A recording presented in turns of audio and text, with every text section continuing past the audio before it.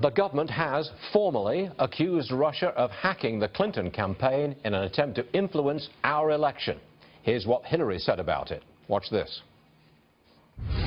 Our intelligence community just came out and said in the last few days that the Kremlin, meaning Putin and the Russian government, are directing the attacks, the hacking on American accounts to influence our election. And believe me, they're not doing it to get me elected. They're doing it to try to influence the election for Donald Trump.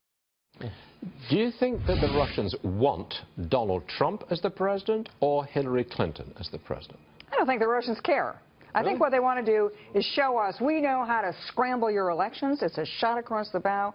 And I think what they're saying is don't you mess with our elections. Because Putin thinks that we have. He thinks we messed with the elections in Ukraine. He thinks we messed with the elections in Russia. And whether we did or we didn't, what he's trying to say is hands off of me. And I think he's doing the junkyard dog routine. And he's saying back off.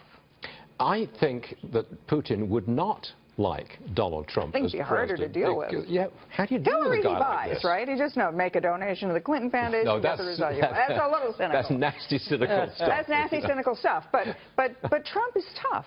And what I think Putin respects is toughness. And what he's had is a weak, lame duck president that he's walking all over, whether it's in the Baltics, whether it's in the Black Sea, whether it's in the Middle East. All right, I have to ask you a question with nothing to do with foreign policy at all. That Donald Trump's leaked audio, okay, from 11 years ago, with all those sexist comments, after that, how many women, what proportion of all the women who vote on November the 8th, what proportion will vote for Donald Trump? You know, I'm not a politician. Understood. I'm not somebody who knows polls. I can just tell you as a mother of daughters, and we've had this conversation about this, so what do you do if somebody does that to you? You get up and you get out, and you don't take it.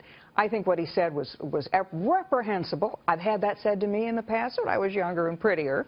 But I can tell you that Donald Trump, to have the guts that he had, to when the whole world was against him and all the people were pulling out, to walk out on that debate stage and apologized and said, I'm not proud of myself.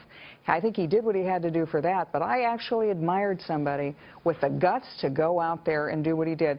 I worked for Richard Nixon in the White House during Watergate, and I worked for Jerry Ford when he pardoned Nixon, and I worked for Ronald Reagan when he had the Iran-Contra affair. What you want in a president is somebody who, when the whole world is against him, has the guts to go out there and do what he has to do. So you want a mean... You want a mean junkyard dog on your team, because guess what? Whoever the next president is has to deal with a mean junkyard dog in Vladimir Putin, in Xi Jinping in China, and in the Ayatollahs of Iran.